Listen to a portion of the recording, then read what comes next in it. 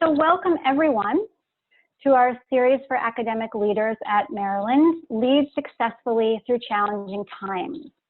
I'm Sophie Oberstein from the Center for Leadership and Organizational Change, known as CLOC, and I'm here today with my colleagues Laura Scott, who is the director of CLOC, and Adrian Hamke-Wicker, who's the associate director. And you will hear from both of them more a little later in today's session.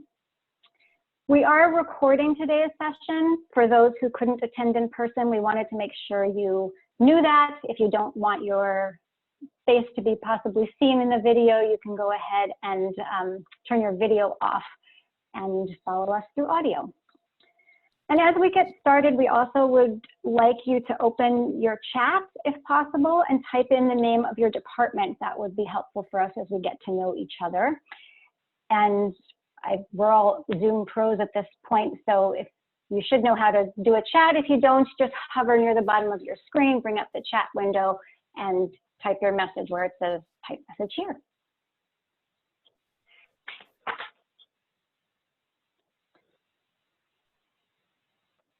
So we created this series about leading in challenging times because we are indeed in challenging times. We're all very aware and familiar with the context that we're working in right now, from the COVID pandemic to the reactions across the country to systematic inequality, unemployment rates that are skyrocketing, uncertainty especially on campuses about will students be coming back, when, how will we do that safely, and to decreasing budgets. So these are indeed challenging times. So first of all, we want to thank you for, in the midst of all of that, joining us here today. And we really hope that you do leave here today with some tools to help you and your colleagues navigate this terrain. The tools that we're going to be using, however, are not specific to challenging times. We're actually focusing our series on Gallup's 4 needs of followers.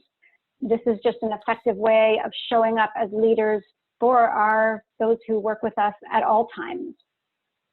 The 4 needs of followers are based on a 3-year study that was done from 2005 to 2008, where Gallup asked a random sample of over 10,000 people from all sectors of employment, what leader has had the most positive influence on their daily life? And then, once those people had been identified, asked for 3 words to describe what that leader gave them. And in analyzing the responses, Gallup discovered agreement among 4 very particular and special words. And these have become Gallup's 4 needs of followers framework: trust, stability, compassion, and hope. And those are, therefore, the topics of the 4 sessions in this series. These 4 are not in any particular order, and all are equally and extremely important. At times, there's overlap between them, which you'll see if you join us for other of these sessions. Today's focus is on the trust area aspect. The way these series are going to work is that I'm going to talk for 15 minutes or so about some concepts related to trust. And then Adrian and Laura are going to relate those ideas to our current context and just add some more commentary to the models that I'm going to present. And finally, there'll be time for your questions. We're going to fit all of that into 40 minutes. Throughout the session, put your questions or thoughts into the chat. We will respond to your questions at the end in that question and answer period. We'll collect all the questions for that question and answer period through the chat, so that's where you should put your questions. And any that we don't get to today, we'll be able to save the chat and we'll be able to respond to your questions in a follow-up. We're also going to send you copies of the slides afterwards, so don't feel that you need to take very extensive notes as we go through, because you'll be getting that as well. So I just want to start with a question for you to answer in the chat rather than putting a question in the chat. to focus us on this topic of trust and to think about what causes you to lose trust in someone.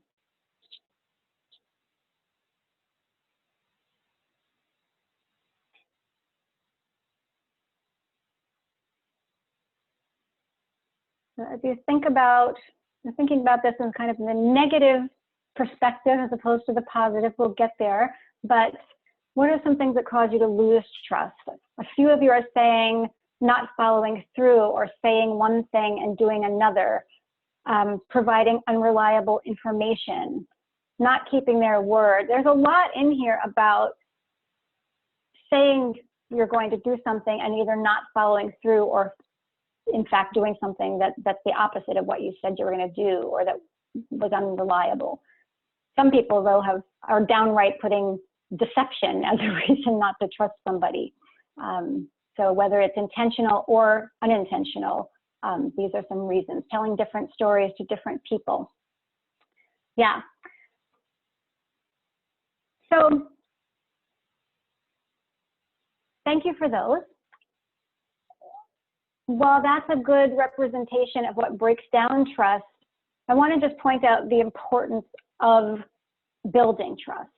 The fact that trust is really the basis for almost everything we do in life. It's why we pledge our lives to another person in marriage. It's why we cast a ballot for someone that we trust to represent our interests. It's why we believe that justice will be served. And it's one of the most essential forms of capital that a leader has. Building trust sometimes requires us to think about leadership in different ways, because often when we think about leadership, the traditional narrative around leadership is all about you as the leader. It's about your vision and your strategy, your ability to make a tough call or to motivate others. But trust requires you to think about leadership a different way, to think that it's not really about you. It's about empowering other people and creating the conditions for your people to fully realize their own capacity and power. It is harder to build trust across difference, which makes it essential when we're dedicated to creating a climate of inclusion to really be focused on what we can do to build trust even in more challenging situations. So we know a little bit about how we don't do it from your comments earlier, but how do you build trust? Well, according to the authors of this article in the Harvard Business Review called Begin with Trust, it is by displaying these three core drivers. So the authors of the article, Frances Fry, and I'm not sure at all I'm pronouncing that properly, she's a professor at Harvard Business School, and Ann Morris is the executive founder of the Leadership Consortium. And together they've dedicated their careers to making leaders and organizations better. And in their work over the years, these are the three foundations that build up the trust triangle. I'm going to quickly walk you through what the three of them are. Authenticity is when others believe that they are interacting with the real you, that you are not holding parts of yourself back and that you're showing up fully. Some leaders hold back their authentic selves to maybe appear more professional, but those around you can often sense that that is not your natural self, and they feel a lack of authenticity in those cases. Empathy is about caring more about other people than you care about yourself. For instance, it's that classic leadership paradigm where you have to take responsibility when things go wrong, but give credit away when things go right. It's about being patient with those who are not motivated by the same things that you're motivated by, or who take longer to understand or to do something than you might take. And in these times, it's about understanding that the challenges people are having in getting things done. You know, my quote that really illustrates the principle about empathy is, I don't care how much you know until I know how much you care. That's an unattributed quote. I've never been sure who actually said that, but That's what empathy is about. Logic is about the rigor of your ideas and your ability to deliver on them. It means you've done your research, you have your data, you have a track record of getting things done, or you're confident in what it will take to do something. Many leaders think that this is the most important leg of the important driver of trust, but this is actually a three-legged stool. If any one leg is off, that stool is not sturdy and others will lose trust in you. The good news is, as the authors propose, that when trust is lost, it almost always traces back to a breakdown in one of these drivers.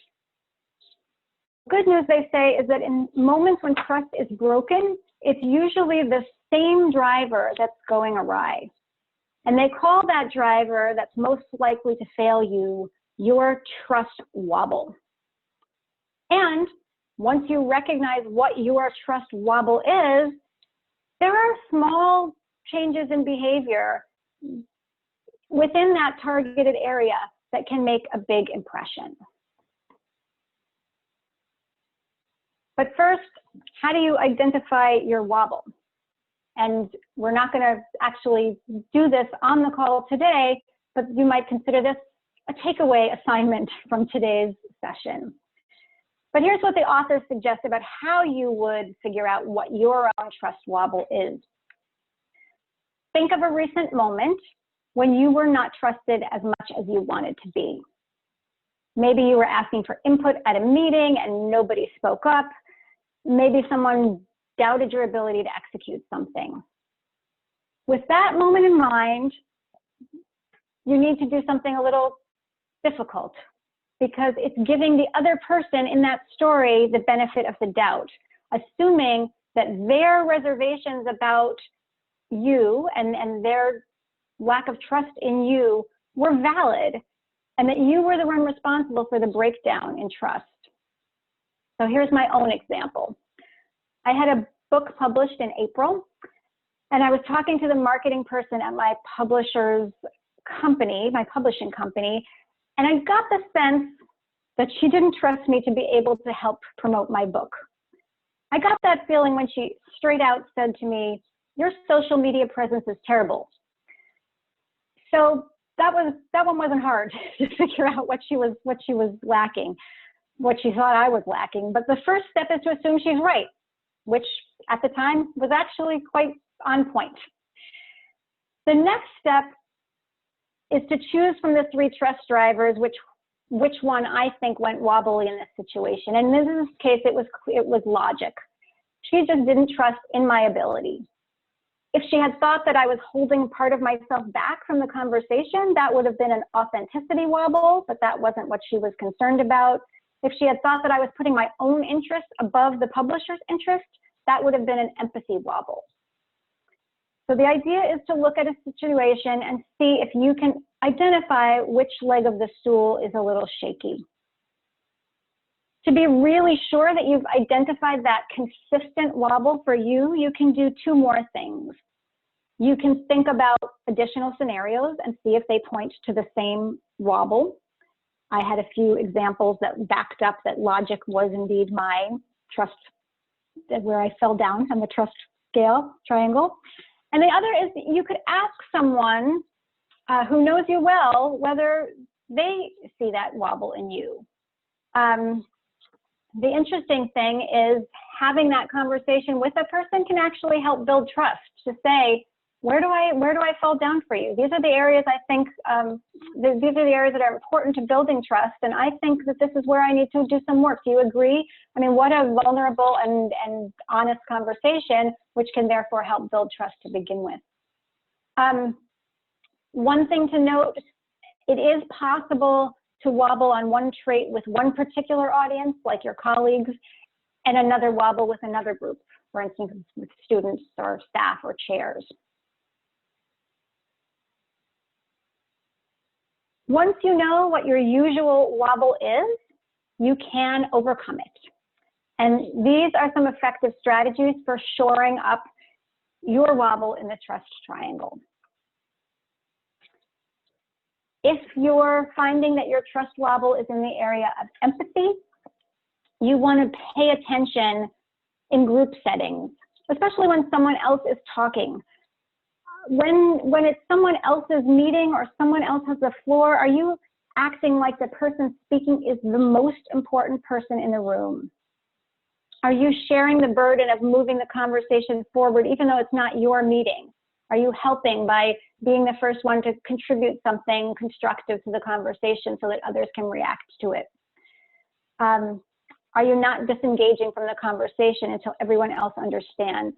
And one way that we really do check out when it's someone else's meeting is by using devices.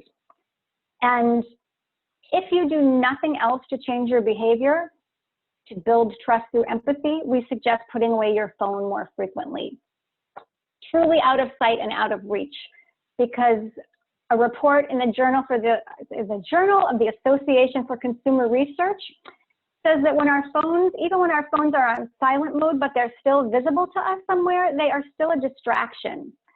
Their experiment tested the brain drain hypothesis, which said that the mere presence of somebody's smartphone occupies limited capacity cognitive resources and leaves fewer resources for other tasks. So we really suggest putting away your phone as step number one in taking this radical responsibility and really deciding that it is up to you to help the other people around you. If your trust wobble is in the area of logic, obviously you want to get your data, do your homework, get your research, and present it in a very clear, succinct way, starting with your main point or headline. But being able to build trust through logic does not necessarily mean you have all the answers. There was also that piece of it that's just really being confident that you can get to the answers, displaying that kind of confidence, and even showing confidence by asking other people, what am I not seeing? How can I address this? What has been your experience? So bringing other people in can also help you if your wobble happens to be in the area of logic. And finally, if your wobble is in the area of authenticity, this is about not showing up fully and not being vulnerable. And vulnerability is a scary thing for many people. In researcher and storyteller Brené Brown's The Call to Courage, which was a Netflix presentation I think she did a few years ago, she talks about how scary vulnerability is for some people, and therefore how brave it is to show up even if you can't control the outcome, even if you're going to fail. Because she says that vulnerability is a path back to each other. And if you're not willing to fail, you're not going to have any innovation. She also talks in that video about how some people believe that trust has to come before you can be vulnerable, when really you build trust over time by sharing bits of yourself, by being vulnerable, by sharing your story with others. And she says, vulnerability is the core, the heart, the center of meaningful human experiences.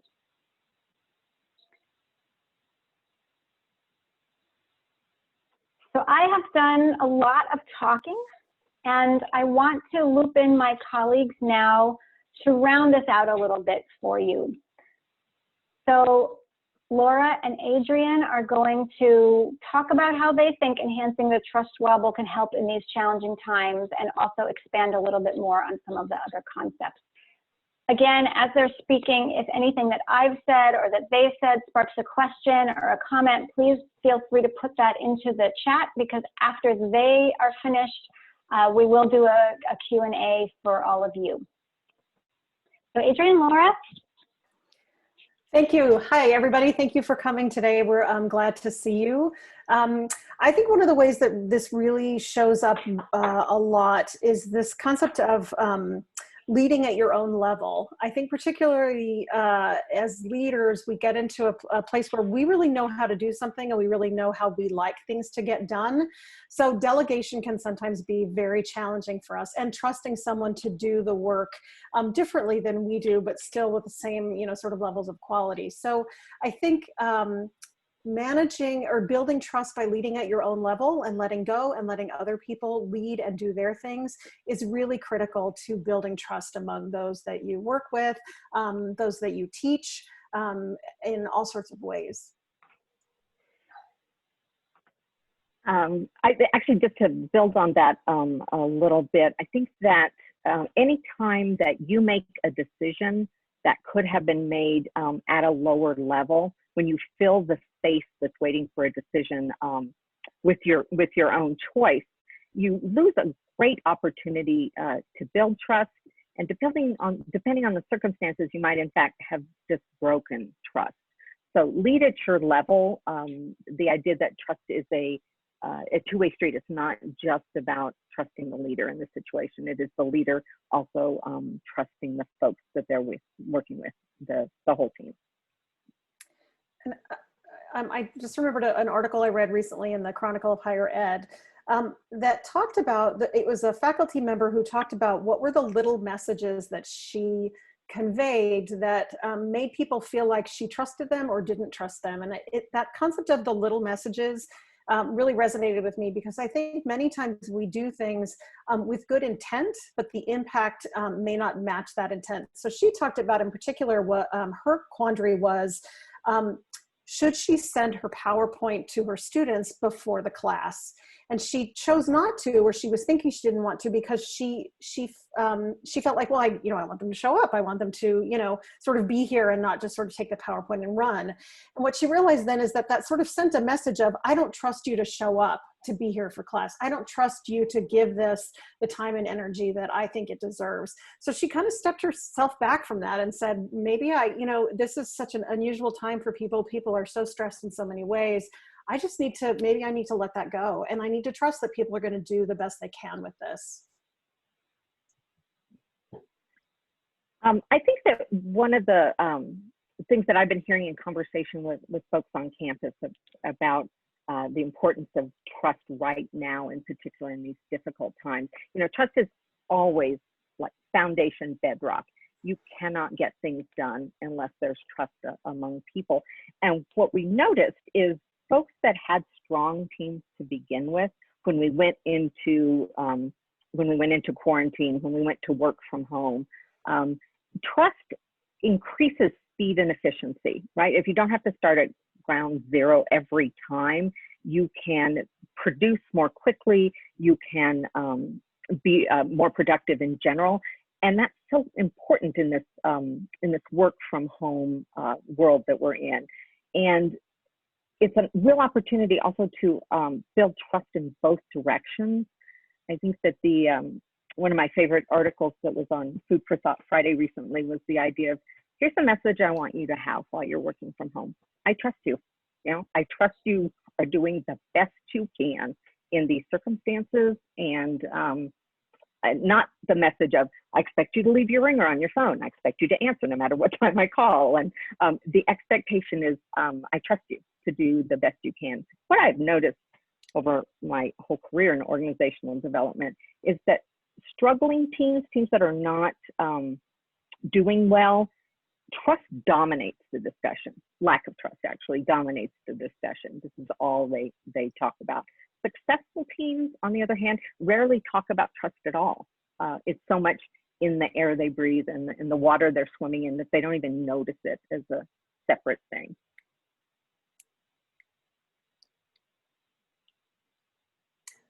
I'm curious if there are any questions from our participants. If there are any, feel free to drop them in chat, or Laura and I could just keep talking forever because this is stuff we care about. Well, you have about 4 more minutes. Okay. I had a specific thought as I was looking at the Harvard Business Review model, the trust wobble. And I actually thought there's a particular challenge around logic right now. And I've noticed it's particularly true for me. I don't know about you, but this is my first pandemic. In a place where there's not research and there's not data. How do you show mastery over the situation you're in so that people trust that you know what you're doing and can get it done?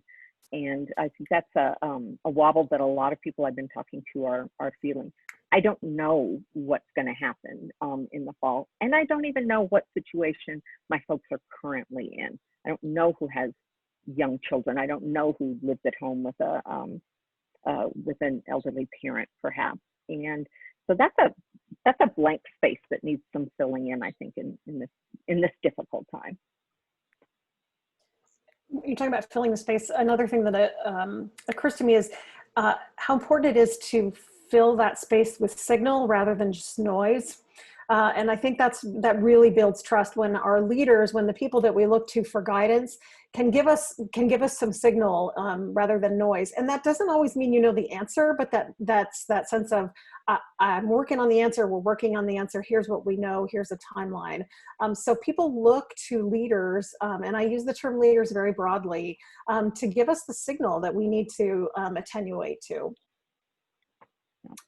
Because I think one thing we do know is if there is a void of information, people fill in the blanks, right? And because of the way our brains work with a negative valence, they fill in with negative possibilities. Like what's the way we can awfulize this thing that we don't know about.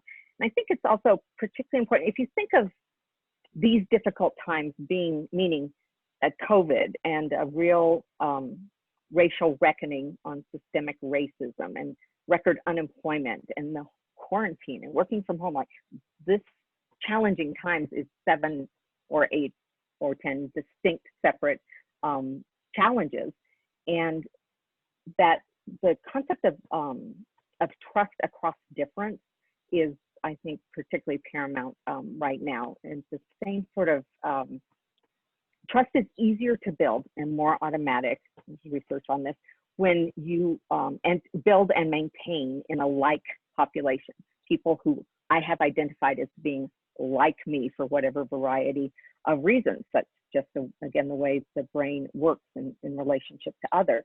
And so there's going to be a real heightened awareness and attention that we need to turn to this in building and maintaining trust across difference, particularly when we start to have some really hard conversations that have been a long time coming, and I think our new president has indicated are going to be reckoned with in a different way moving forward. Laura, your comments relate a little bit to one of the questions that's in the chat right now.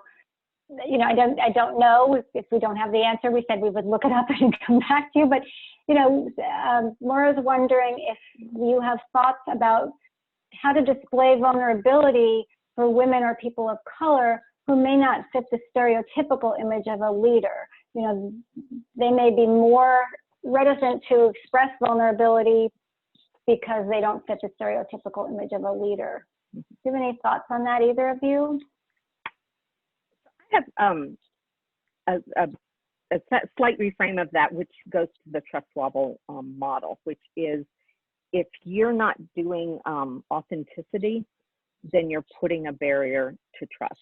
You may be doing it for all sorts of what feel like really legitimate reasons, a way that you need to look or behave, but it's going to undermine your trust. The more you can bring your whole self to what you're doing, it's true for you and true for the people you lead as well. Building that kind of environment is going to build bedrock trust. Adrienne, anything to add? I would add just a little bit that I think where we are in our world right now, we have a unique opportunity to build trust in some different kinds of ways. So I think, you know, even the reference you were noting before about, you know, sort of how do you trust people to be doing the work that they need to be doing? I think we have an opportunity to practice that and show up in some different ways that we really were challenged with before. So I think that we have an opportunity, particularly, you know, I'll speak as a woman, to sort of show up the way I show up, and, you know, and I show up with empathy. And so I have an opportunity now that I can be more authentic with that, because I think we have a new environment that's so different that is allowing me to kind of step forth in some ways that are authentic to me that might feel kind of different. I think this also speaks to another question in the chat having to do with two-way trust, and when one team member is falling down on the job. And I think that addressing this, as you've recognized, builds trust with the majority of the team. You have to think about how do you approach it with the outlier, the current underperformer, in a way that doesn't destroy trust. And I think attending to these factors in the trust wobble, particularly the little things you can do for each one, is going to give you a framework for a conversation that is, maybe it's empathy based, maybe it is, I don't know what's going on with you, but things are not getting done like they used to. What's going on and what can we do? And authenticity based, like this is my concern for you and my concern for your team and the work that needs to be front and center and not glossed over. Because if it's glossed over, you're not bringing your authentic self to it. Right, and because sometimes supporting a person doesn't mean just being positive and supporting that person, but it means helping them understand the impact that they're having on other people and how other people are seeing them and how this is hurting them professionally or hurting them as a team member. So sometimes support isn't just, yes, I support everything you do and say, it's I support you growing and being a better, employee and team member. We've actually kind of morphed seamlessly into the Q&A, so we can keep that up for another couple of minutes. If there are any other questions that you want to put into the chat, we'll just address those, and then we have a few things we want to say before we wrap up.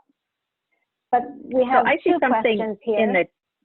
I see something earlier in the chat as well, having to do with trust is being challenged right now because folks are unsure really what the expectations are.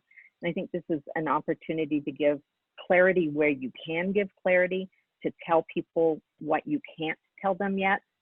These are things that we don't know the answer to, and to shore up your trust as much as you can in the areas that you can, because people having to deal with the uncertainty of someone else's expectations is going to cause some wobbling. We have 2 more questions in 2 more minutes, so we'll see if we can get to them. Bonnie is wondering if building empathy across the entire team would help, considering one another who are under the stress of work in addition to the pandemic. I think that one we can say pretty quickly is yes. Yes. I'm thinking about that a lot. Early on when we first went to the stay-at-home order, I'm thinking about just our own internal team at CLOC. We did a lot of checking in. We did a lot of, okay, where are you? What kind of needs do you have? Talk about your kids and the schooling. Like we were all over that. And sort of as this has become kind of a newish sort of way of being for us, we haven't done that as much.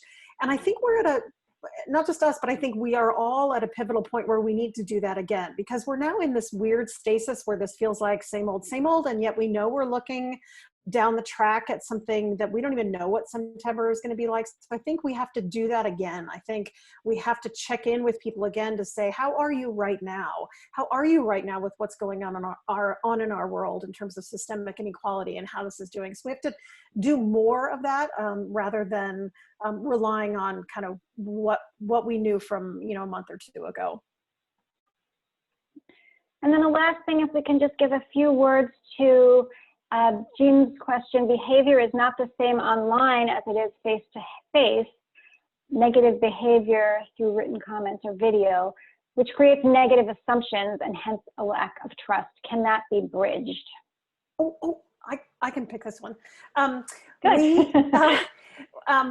I think one of the things that's super important, and it's never too late to do this, is to create some sort of terms of engagement or norms or how you want to be with each other in the virtual space, and whether that's in team meetings or if that's one-on-one conversations. That works super well in real life as well, but I think it's even more important now. So we came up with a whole set of sort of how we want to be with each other on Zoom, and how, like, literally, do we have the mics on or off? How do we use the tools? And so we've created a set of kind of terms of engagement for us that we really rely on. We rely on those as our ways of doing interaction with each other. And I think that's a really useful way for people to come to consensus on how they want to be, such that when someone does do those things that are negative, they can be brought forth for discussion by anyone in the group, not just the person who may be the leader of the group. And Adrienne, we were asked if we will share those. Can we You maybe bet. put some of those in the follow-up, or are they You in bet. the give and take comments? Are they in the Yep, they are. comments? They're in the give and take comments, which we'll mention, and they are there for you to use and adopt however you might want to be able to use them in your world. Absolutely. Great, great. So before we sign off, we had a couple things we wanted to share with you, but we did want to also give you one moment of reflection to think about. We really want these sessions to be actionable. So we really took a complex topic and tried to distill it down to just 40 minutes and to give you a couple of really concrete tools that you can leave here with and actually put something tangible into place. So please take a moment.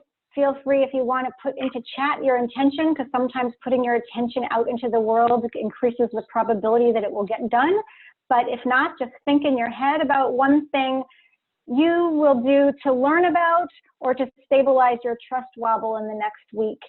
And when we say learn about, maybe it is really just thinking deeply about which is your trust wobble. Those of you who come back for our next session will have the opportunity to report back via chat on what happened. So that's the accountability piece here. And I will tell you more about those additional sessions in just a moment. But before that, I wanted to have Laura tell you a little bit more about us. Thanks, Sophie. I know a lot of folks in the room, and there's some new folks that I haven't met yet, but just the Center for Leadership and Organizational Change, or CLOC, wanted to remind folks that we continue to offer customized consulting and coaching services by contract all across the campus. But we also have some new programs, and some of which I think might be group trust builders in the way we've been talking about building group trust. We have a couple of sort of ready to launch programs. Are we ready to come back? What do we as a group need to do to make sure that we're all on the same page? One of them is strategic resetting. It's really around, do we need to refocus? Do we need to shift our goals?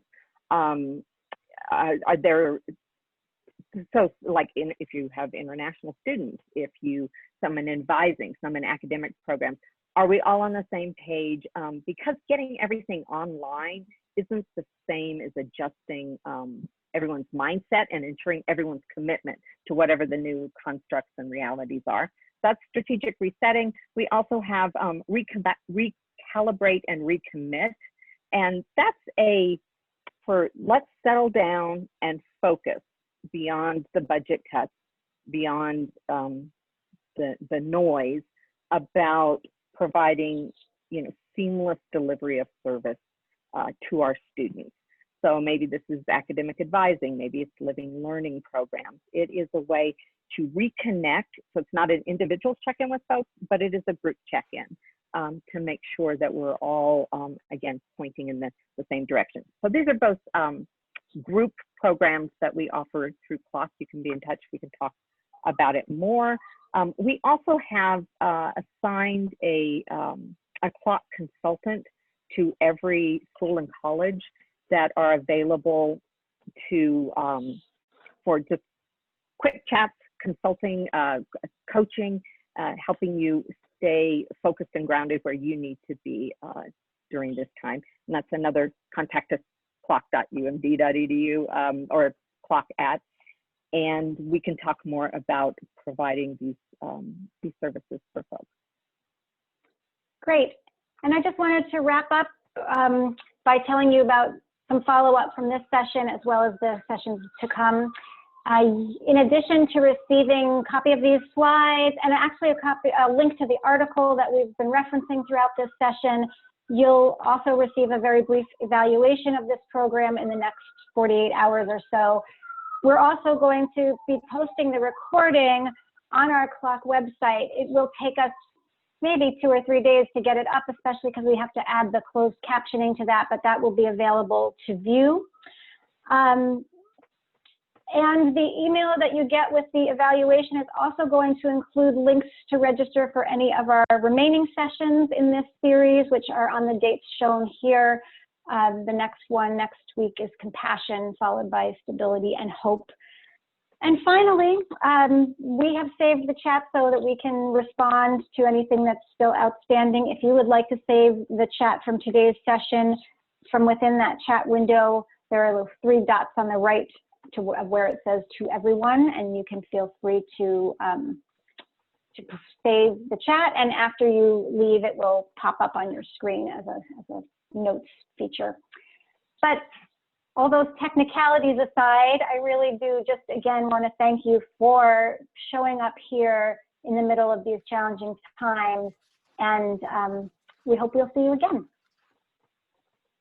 Thanks, Sophie.